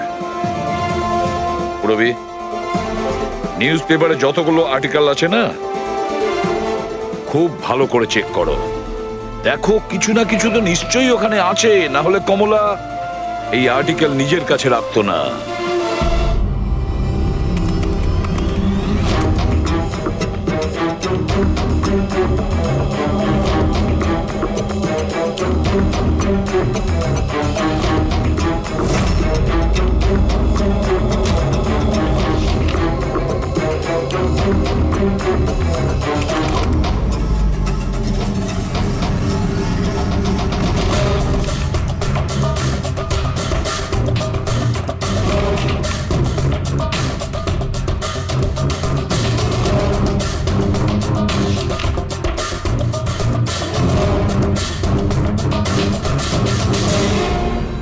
স্যার, আমি পুরো ফুটেজটা এ মাথা থেকে ও মাথা দেখেছি। কমলা না হসপিটালে এসেছিল না বেরিয়েছিল। 20 মার্চে তো নয়, এমনকি অন্য কোনো দিনেও নয়। তার মানে হলো ডক্টর সুদীপ আর ওনার ওয়াইফ সত্যি বলছেন? কমলা হসপিটালে আসেওনি আর যায়ওনি, এটা কিভাবে সম্ভব? কিভাবে সম্ভব? স্যার 20শে মার্চ হসপিটালে প্রেগনেন্ট মহিলা ছিল, 2 জন প্রেগনেন্ট মহিলা ছিল। একজন ইনি আর দ্বিতীয়জন ইনি, মিনিস্টারের মেয়ে। আচ্ছা, কোথাও ফুটেজের সঙ্গে কোনো কারচুপি করা হয়েছে কি? না স্যার, ফুটেজ একদম অরিজিনাল, কন্টিনিউয়াস। কিন্তু এগুলো তো লবি আর করিডোরের ছবি। আচ্ছা, এমনটা নয় তো কমলাকে অন্য রাস্তা দিয়ে হসপিটালে আনা হয়েছিল? হতে পারে, এই জন্যই ওরা নিজেরা এসেছিল এই ফুটেজ দেওয়ার জন্য। এই যে মিনিস্টারের মেয়ে কম্বল গায়ে দিয়ে এসেছে, তাও আবার এই গরমে। সত্যি লুকোনোর জন্য স্যার। সত্যি লুকোনোর জন্য? কিরকম সত্যি? স্যার, এই দেখুন, এই ছবিটা দেখুন। স্পোর্টস কমপ্লেক্স ইনগ্রেশনের ছবি এগুলো? হ্যাঁ স্যার, আমি যখন এই ছবিটা আবার চেক করলাম তখন আমার নজরে এটা ডেটে গেল 28শে ফেব্রুয়ারি। 28শে ফেব্রুয়ারি মানে ডেলিভারির ঠিক 20 দিন আগে? Exactly sir. স্যার মিনিস্টারের মেয়ে জানতো না এই ছবিটা তোলা হচ্ছে আর সত্যিটা বেরিয়ে এলো। হ্যাঁ, এ তো দেখতে পাচ্ছি মিনিস্টারের মেয়ের পেট একেবারে সমান, প্রেগন্যান্ট হতেই পারে না। হ্যাঁ স্যার, 8 মাসে এইরকম ফ্ল্যাট স্টমাক হওয়া ইম্পসিবল। কিন্তু স্যার ওনার বাড়িতে যে বাচ্চাটাকে দেখলাম সেই বাচ্চাটা কার স্যার? ওই বাচ্চাটা কমলার হতে পারে অভিজিৎ, বাচ্চাটা কমলার। মিনিস্টার আর সুদীপ মিলে কমলার বাচ্চাটাকে সেদিন চুরি করেছিল, আর হয়তো সেই কারণে কমলা ওদের দুজনকে মারতে চেয়েছিল। এই তো বসুন, বসুন এখানে, আসছি। Thank you. Thank you.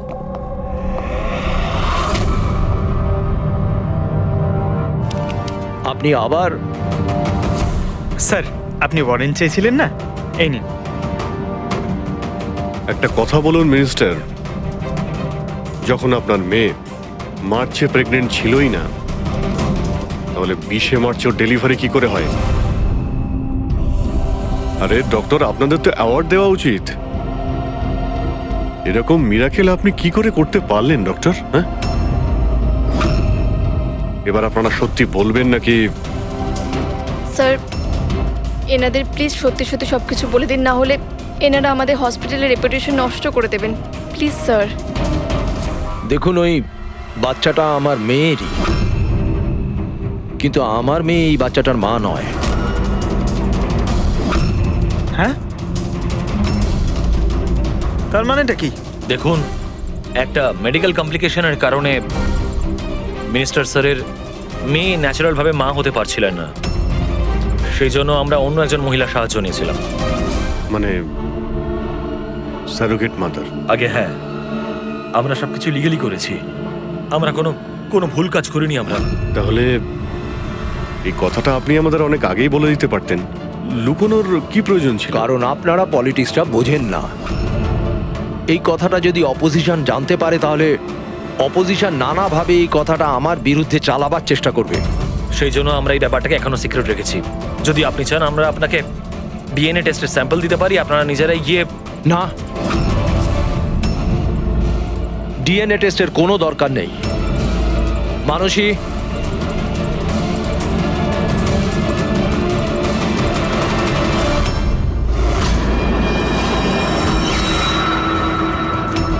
Sir, ইনি? ও হচ্ছে সারোগেট মাদার, যে মিনিস্টার স্যারের মেয়ের বাচ্চাকে জন্ম দিয়েছে। আর আমি ওর পুরো দায়িত্ব নিয়ে রেখেছি, তার সমস্ত প্রয়োজন মেটাই। আপনারা যা জানতে চান সেটা ওকে জিজ্ঞেস করুন। দেখুন স্যার, কমলা আর ওর বাচ্চার সাথে আমাদের কোনো সম্পর্ক নেই।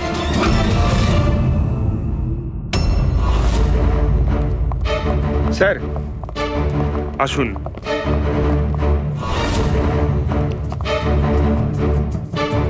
আপনি এখানে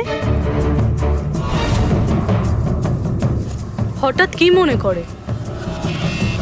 আপনি বলেছিলেন না সোনালি ফিরে এলে ওকে এখানে নিয়ে আসতে। এই যে সোনালি। আপনি বলতে পারবেন কমলাকে বন্দুক কে দিয়েছিল?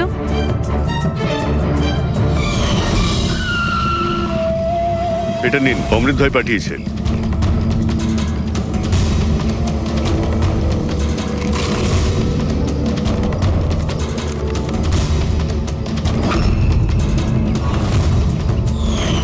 আমার তো খুব ভয় লাগছিল সাহেব। আমি বলেছিলাম কমলাকে যে রেগে গিয়ে ভুলভাল কিছু করিস না, আর ও বলেছিল ও সেরকম কিচ্ছু করবে না, বন্দুকটা শুধু ভয় দেখানোর জন্য নিয়েছিল। আমার তো খুব ভয় লেগেছিল সাহেব, তাও। আর দেখুন কমলার কি হয়ে গেল।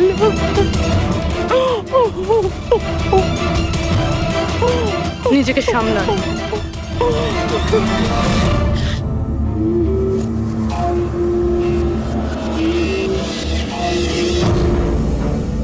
অমৃত ভাই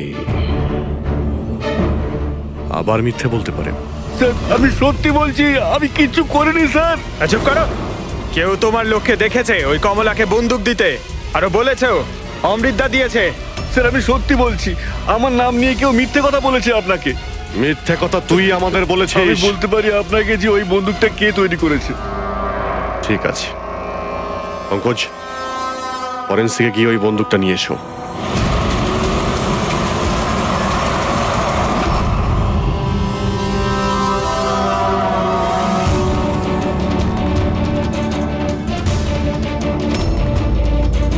কে শুকছিস? স্যার, বন্দুক তৈরি করা কারিগরদের তেলের নিজস্ব পছন্দ রয়েছে, যেটা ওই বন্দুকে লাগানো হয়। কেউ সর্ষের তেল লাগায় তো কেউ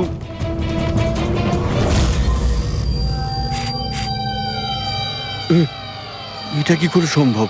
কি হলো? হ্যাঁ,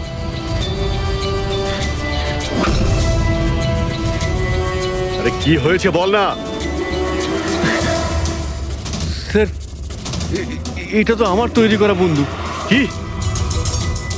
স্যার, কিন্তু আমাকে বিশ্বাস করুন, আমি ওই মহিলাকে এই বন্দুক দিইনি। আমি তো এই বন্দুকটাকে অন্য বন্দুকগুলোর সঙ্গে কাপড় মুড়িয়ে আলমারিতে তুলে রেখেছিলাম। আর স্যার, আমি সত্যি বলছি, আলমারিতে তালা দেওয়া ছিল স্যার। তাহলে এই বন্দুকটা তালা ভেঙে নিজে বেরিয়ে এসছে? এটাই তো বুঝতে পারছি না স্যার। তুই যখন দিসনি তাহলে কে দিয়েছে?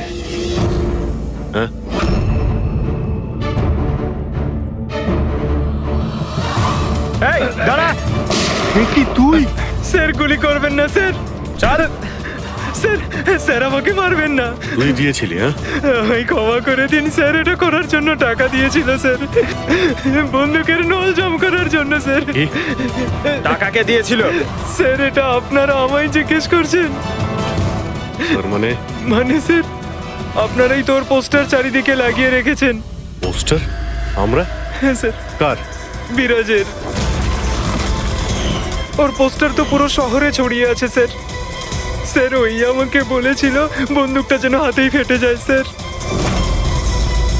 তার মানে স্যার এই সবকিছুর পিছনেই বিরাজেরই হাত রয়েছে। হ্যাঁ অভিজিৎ, ওই নিশ্চয়ই।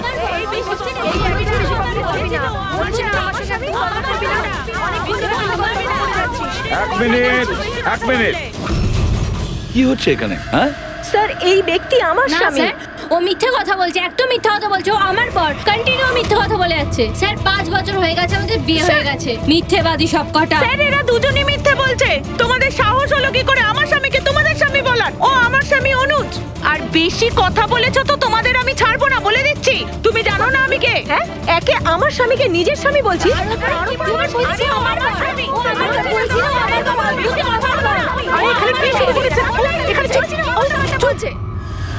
এটা সিআইডি ব্যুরো, তোমাদের বাড়ি নয়। আমরা একটা খুঁজে পাচ্ছি না, আর এখানে একজনের পেছনে এতগুলো। আমি তো পেয়েছি, কিন্তু ও একা এতজনকে সামলায় কি করে? আরে আমি তো একজনকে সামলাতেই হিমশিম খাচ্ছি। 17 জন মহিলা আছে স্যার। এদের সবার স্বামীর নাম আলাদা আলাদা, কিন্তু লোক একটাই, বিরাজ। তার মানে একই স্টোরি, বিয়ে, প্রেগনেন্সি, মৃত বাচ্চা হওয়া, আর তারপর উধাও।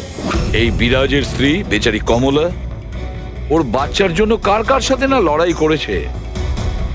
ও কি জানতো ওর স্বামী বিরাজই পুরো র্যাকেটের সাথে জড়িত?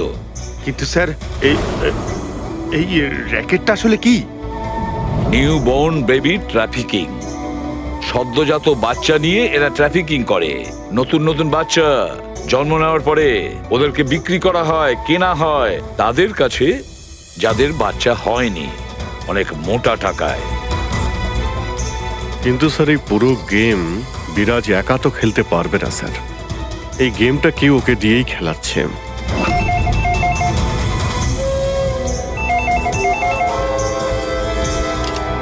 Hello, CID bureau. কি হচ্ছে এসব? হ্যাঁ, কি করছো তোমরা? স্যার, বলো। শহর জুড়ে আমার জামাইবাবুর ছবি কেন লাগানো আছে? উনি কোনো চোর নন। কি করেছেন উনি? ওই বিরাজ তোমার জামাইবাবু? আর নয় তো কি, ওনার নাম বিরাজ নয়, ওনার নাম অভিষেক। সে এখন কোথায়? 1-2 দিনের মধ্যে আমার দিদির বাচ্চা হতে চলেছে। তাহলে ওর সাথেই আছে। তাহলে তোমার দিদি আর তোমার জামাইবাবু তারা এখন কোথায় আছে? নাসিকে। আর কোথায় থাকবে?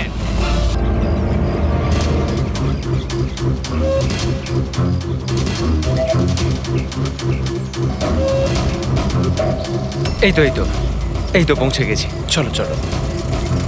আরে এখানে নয় দাদা, হসপিটালের পেছনে একটা ছোট্ট বিল্ডিং আছে সেখানে। হাসপাতালে গেট তো এটাই। আরে না না, ওখানে হসপিটালের একটা নতুন উইং খুলেছে। চলুন দাদা, আপনি চলুন। আস্তে আস্তে, সাবধানে। এখানে এখানে তো কেউই নেই। এত এত অন্ধকার কেন এখানে? সাবধানে।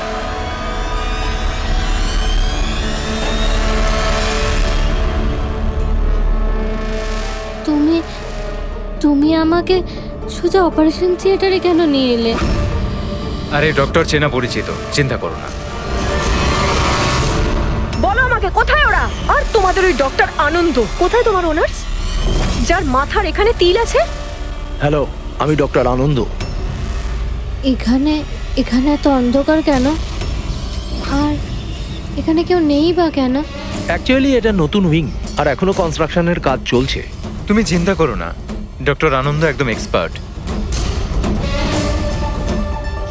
দেখবে তুমি একটা ছোট্ট ফুটফুটে সুন্দর বাচ্চার জন্ম দেবে। আর সেই বাচ্চাটাকে তুমি বাইরে বিক্রি করবে আর দুঃখ করে বলবে যে ও মরা বাচ্চা জন্ম দিয়েছে। কে? তাই তো বিরাজ। তোমাকে কি বিরাজ বলবো নাকি অনুজ নাকি পিটার? তাড়াতাড়ি বলো। দাঁড়াও, তুমি ঠিক আছো তো? সাবধানে থাকো, চিন্তা করো না। এই দাঁড়াও।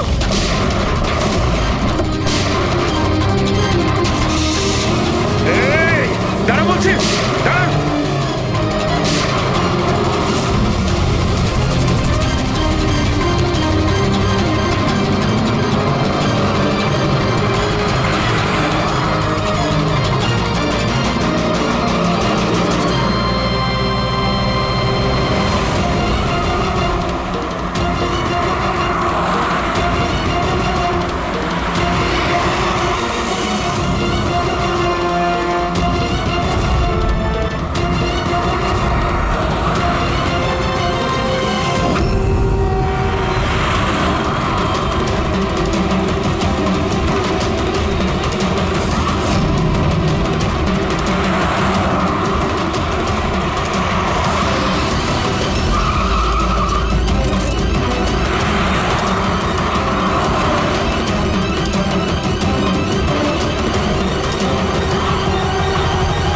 ব্যাস ঢের হয়েছে।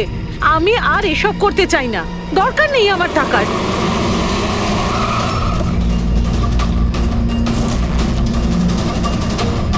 তা নয় তো কি, পুলিশ আমাদের ধরলে সারা জীবন জেলে পচতে হতো। বোকার দল সব। একটা কাজও ঠিক করে হয় না তোমাদের দ্বারা। আজ তোমাদের জন্য আমার এতদিনের পরিশ্রম বেকার হয়ে যাচ্ছিল। ইউজলেস ফেলো। আমরা ভয় পেয়ে গেছিলাম ম্যাম, কি করতাম জানি না প্রদ্যুমান কোত্থেকে চলে এলো। আরে কিছু করতে পারবে না সিআইডির লোকরা। ওরা সব কটা বোকা, আমার স্বামীর মতো। ওনাদের চোখের সামনে ওনাদের বোকা বানিয়েছি আমি, কিন্তু ওরা বুঝতে পারলো না। আরে ওরা তো শুধু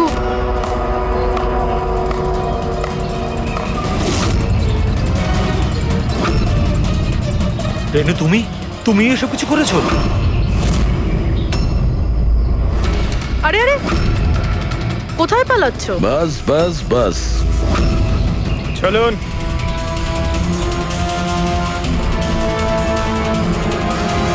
কি ভেবেছিলেন ডক্টর রেনু যে এতগুলো পেঁচা দিনের বেলায় কিভাবে আসলো? হ্যাঁ, ঠিকই বলেছিলে তুমি। আমরাও এতক্ষণ জানতে পারিনি। তুমি বলে দাও, কেন করছিলে তুমি এগুলো? হ্যাঁ, তোমরা কি করে জানতে পারলে যে আমরা এখানে?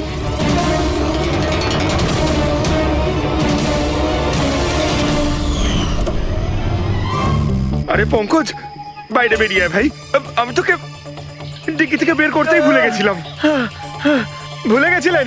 আমার অবস্থা খারাপ হয়ে গেছিল, পুরো ঘেমে স্নান করে গেছি। যখন হসপিটালে নতুন উইং এর দিকে বিরাজ কৃপাকে নিয়ে যাচ্ছিল, তখন আমরা বাইরেই কালো গাড়ি দেখেছিলাম, এতে নম্বর লাগানো ছিল না। আমরা তখনই বুঝে গিয়েছিলাম যে এটাই সেই গাড়ি যেটা বিরাজকে কিডন্যাপ করেছিল। ব্যাস, তারপর আমি কালো গাড়ির ডিকিতে লুকিয়ে বসে পড়ি আর আমার লোকেশন টিমকে পাঠাতে থাকি। আর তারপরে আমরা তোমাদের তিনজনকেই ওখান থেকে পালাতে দিই।